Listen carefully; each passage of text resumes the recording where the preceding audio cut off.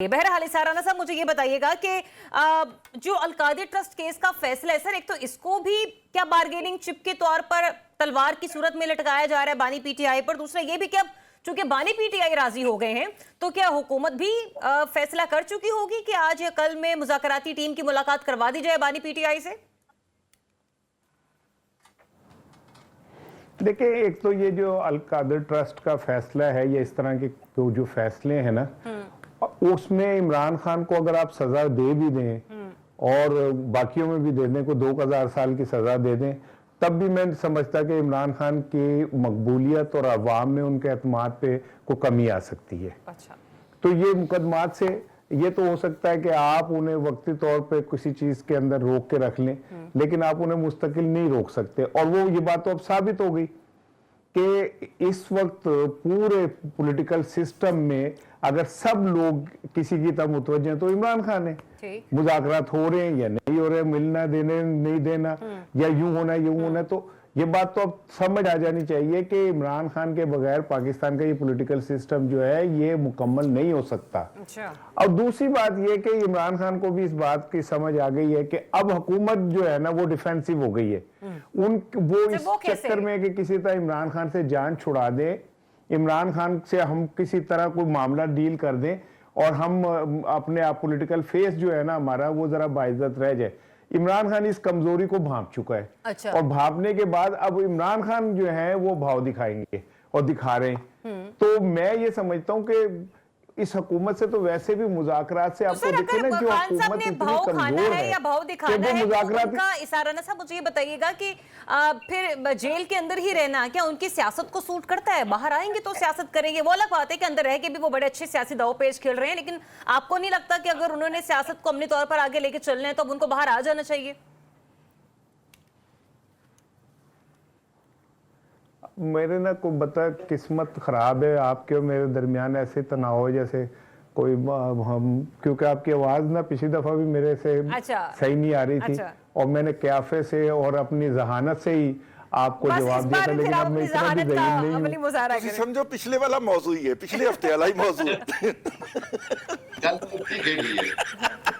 اچھا ٹھیک ہے، کریکٹر سارے وہی ہیں، رضوان بھائی نے مجھے صحیح انڈیکیٹ کیا، لیکن دیکھیں بات یہ ہے، میں یہ سمجھتا ہوں کہ وہ کو عمران خان ہو یا وہ اسٹیبلشمنٹ ہو یا حکومت ہو، یہ تین فریق ہیں، تین مثلث ہیں، اسٹیبلشمنٹ اور حکومت آلموسٹ ایک پیج پہ ہی۔ حکومت بیچاری مرہون منت ہے اسٹیبلشمنٹ کی کہ وہ انہیں کتنے کوشن دیتی ہے، وہ کتنا مذاکرات کر سکتے ہیں، جتنا وہ انہیں کوشن ملتا ہے وہ اتنا مذاکرات کر لیتے ہیں۔ ادروائز ہونا تو یہ چاہیے تھا کہ اگر حکومت سنجیدہ ہوتی تو فوری طور پہ ایک کام کرتی کہ ملاقات کروا دیتی، کوئی لب لیتے چٹیل میدان، لب لیتے کوئی جنگل، کوئی پہاڑی، کوئی درخت کے اوپر جہاں پہ بگی نہ ہوتی، وہاں پہ بیٹھ کے بات ہو جاتی تاکہ کسی کو وہ آواز نہ پہنچی۔ آپ یہ کہہ رہے ہیں کہ یہ حکومت کی سنجیدگی کا جو ہے وہ ایک بہت بڑا سوال یہ نشان ہے، is that so؟ سنجیدگی کا نہیں، بے بسی کا، مجبوری کا، بے چارگی کا، لاچارگی کا، اس سے زیادہ اور کوئی نہیں ہو سکتا۔ ٹھیک ہے، یہ حکومت جو مذاکرات کر رہی ہے یہ ایکچولی ونڈو شاپنگ کر رہی ہے اور کچھ نہیں کر رہی۔ اچھا چلیں ٹھیک ہے، پوائنٹ آپ کا آ گیا۔ حافظ عیسان احمد، ٹیکنیکل پوائنٹ میں نے آپ سے کچھ ڈسکس کرنے ہیں، مجھے یہ بتائے گا کہ القادری ٹرسٹ کیس کا فیصلہ مسلسل موخر کرنے کی وجوہات کیا ہیں؟ مطلب عدالت میں مجھے بتائیے گا ماضی میں ایسی کون کون سی تاریخ ہیں کہ بتایا گیا ہو کہ آج فیصلہ سنایا جائے گا، پھر کہا گیا ہو ہفتے بعد سنایا جائے گا، پھر کہا گیا ہو نہیں اس سے بھی بعد بھی سنایا جائے گا، اور پھر یہ خبر ہمیں عدالتی انتظامیہ کی طرف سے یا عملے کی طرف سے نہیں آتی؟ یہ ہمارے اس ملک کے سینئر بڑے باعزت جرنلسٹ جو ہیں وہ عوام کو بتا رہے ہوتے ہیں کہ جی یہ فیصلہ ابھی نہیں سنایا جائے گا، بعد میں سنایا جائے گا، تو پھر ان فیصلوں کی کریڈیبلٹی پر سوال نشان تو اٹھے گا۔ بسم اللہ الرحمن الرحیم۔ ضریاب ایک تو بات یہ ہے کہ being a legal back ground آپ کو بتاؤں کہ کیسز کا فیصلوں کے اوپر، یعنی کہ اگر جج جو ہے وہ فیصلہ ریزرو کر لیتا ہے تو اس کے بعد اس ڈیٹ کے بعد بھی جو ہے وہ فیصلے آگے چلے جاتے ہیں، یعنی کہ ان کی ڈیٹس آگے چلی جاتی ہے۔ یہ کوئی ایکسیپشنل سچویشن نہیں ہے، یہ سپریم کورٹ میں بھی اس طرح ہوتا ہے، یہ ہائی کورٹس میں بھی ہے، یہ ڈسٹرکٹ کورٹس میں بھی ہے، اور ایون بعض دفعہ ہوتا یہ ہے کہ سپریم کورٹ یا ہائی کورٹس کے اندر جب آپ کا فیصلہ محفوظ کیا جاتا ہے تو اس کی ڈیٹ بھی نہیں دی جاتی، اور کئی ماہ وہ چیز پڑی رہتی ہے، جو میرا خیال ہے وہ مناسب بات بھی نہیں ہے۔ تو چونکہ یہ ایک پولیٹیکل کہ جس کی وجہ سے وہ ایشیا میں اگر ہم لوگ اپنی طرف بھی دیکھیں تو پاکستان 139 ممالک میں 137ویں پوری دنیا میں پوری دنیا میں ہم لوگ 130ویں نمبر پہ ہیں. ذریعہ اس میں کوئی شک نہیں ہے کہ پاکستان کا جو نظام انصاف ہے یا پاکستان کا جو گورننس کا سسٹم ہے وہ اس وقت ڈس فنکشنل ہے آلموسٹ ہی.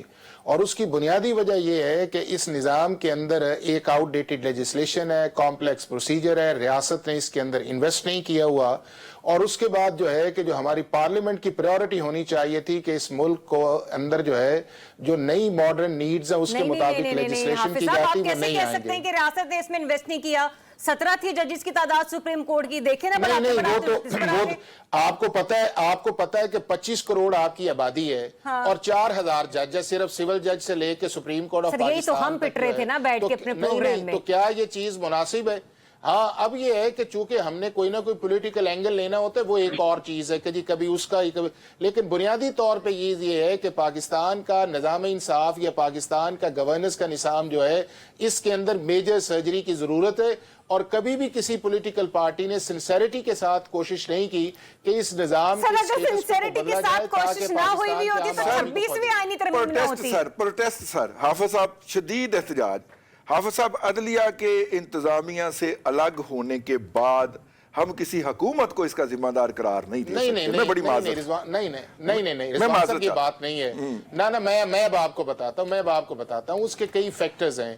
کیا صرف عدلیہ جو ہے اگر انتظامیہ سے علیحدہ ہو گئی ہے تو عدلیہ کس قانون یا کس پروسیجر کے نیچے کام کر رہی ہے؟ کیا عدلیہ کے اندر جو ہے جس طرح میں نے آپ کو ججز کی سٹرینتھ بتائی, یا اس کے بعد جو ججز کے پاس اپوائنٹمنٹ کا ایک پروسیس ہے, یا جوڈیشری کے اندر ایک انڈکشن کا پروسیس ہے, یا اس کے بعد یہ ہے کہ ایک 1860 کا آپ کے پاس پینل کوڈ ہے, 1898 کا کرمنل پروسیجر کوڈ ہے, 1908 کا آپ کے پاس سول پروسیجر کوڈ ہے. کیا پاکستان کی پارلیمنٹ نے اس کو بہتری کی کوشش کی یا جوڈیشری نے اس کو سرچ کیا کہ سر ایک چھوٹی سی مثال سن لیجئے گا حافظ صاحب. لاہور کے اندر اس وقت پنجاب کے اندر ایڈیشنل سیشن ججز کی 800 اسامیاں خالی ہیں سر. ان کے لیے 4200 بچوں نے امتحان دیا اور ان 4200 میں سے کوالیفائی کیے سر کچھ 1700 کے قریب. ان 1700 لوگوں میں سے 800 خالی اسامیوں کے اگینسٹ 36 لوگ تقرر کیے گئے سر, اور باقی جو تھے وہ اپیل میں چلے گئے. ہائی کورٹ نے ان کی اپیل ریجیکٹ کر دی. آج کل سپریم کورٹ میں پینڈنگ ہے, میرا خیال کچھ سال 1.5 سال کا عرصہ ہو گیا, وہ لگ نہیں رہی. سر جب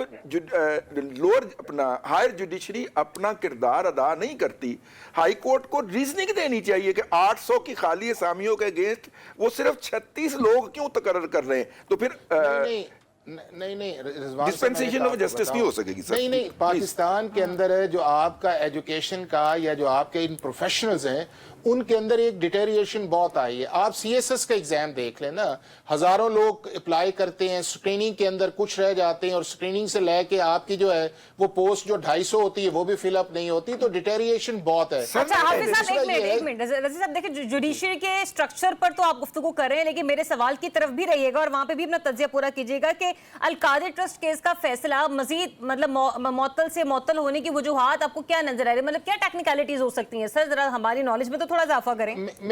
میرا اس کے اندر خیال یہ ہے کہ اس کی 2 وجہ ہیں جی. ایک تو اس کی وجہ یہ ہے کہ جو پہلی دفعہ جب اس کو ایڈجرن کیا گیا تو اس وقت جو تھا وہ آپ کی جو لوور جوڈیشری ہے اس کے اندر ایک چھٹیوں کا ایک پروسیس تھا, اور میرا خیال ہے کہ جج صاحب کو نہیں کرنا چاہیے تھا کہ چھٹیوں کے اندر اس جج کو کیس کو فکس کرتے کہ میں اس کی ججمنٹ اناؤنس کرنے لگا ہوں.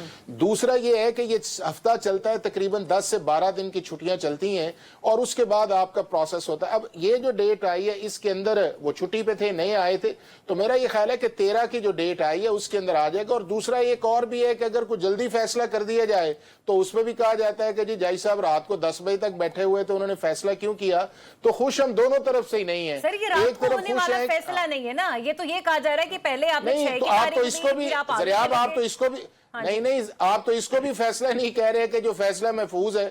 آپ تو یہ سمجھ رہی ہیں کہ پتہ نہیں فیصلہ کیا اس چیز تو کے مطلب اندر آپ آیا یہ ہے۔ کہہ رہے ہیں کہ عدالتوں نے اپنے فیصلے لوگوں کی پسند ناپسند کی رائے کی بنیاد پر دینے ہیں کہ اچھا اب موڈ اچھا ہے تو چلے میں فیصلہ نہیں یہ سنا کہتا، دیتے ہیں۔ میں نہیں یہ کہتا، نہیں میں اس پرسپشن پہ نہیں ہوں، ہاں۔ میں یہ کہتا ہوں کہ عدالت نے فیصلہ وہ دینا چاہیے جو انصاف یا قانون کے مطابق ہے، وہ دینا چاہیے، بٹ چونکہ ہمارے ملک کے اندر ایک پولیٹیکل چیزیں جو چل رہی ہوتی ہیں اس کے اندر جس کی مرضی کا فیصلہ آئے وہ کہتے ہیں کہ جی بالکل ٹھیک، اور دوسرا کہتے ہیں جی پالیٹکس ہے، اور پھر وہی یہ جج کام دوبارہ اس کے سیاستدانوں فیور کا کے ہے، اندر یہ فیصلہ کام کرتے ہیں۔ عدلیہ کا نہیں ہے، وہ انہوں نے ڈیسائیڈ نہیں کرنا کہ ماحول کتنا سازگار ہے اس فیصلہ سازی کے لیے۔ نہیں یہ بالکل نہیں ہے۔ میں اب آپ ذریعہ اسلام آباد ہائی کورٹ کی اگزامپل دیکھ لیں، اسلام آباد ہائی کورٹ کے چیف جسٹس جو ہے اس نے کتنے فیصلے جو ہیں وہ پی ٹی آئی کے خلاف دیے ہیں، تو کیا P T I is a political party Islamabad high court کے چیف جسٹس پہ مطمئن ہے؟ وہ تو کئی دفعہ کہتی ہے کہ اس کو ریزائن دینا چاہیے۔ وہ کیا پاکستان کا جو اس وقت سسٹم چل رہا ہے سپریم کورٹ کا وہ اس پہ مطمئن ہے؟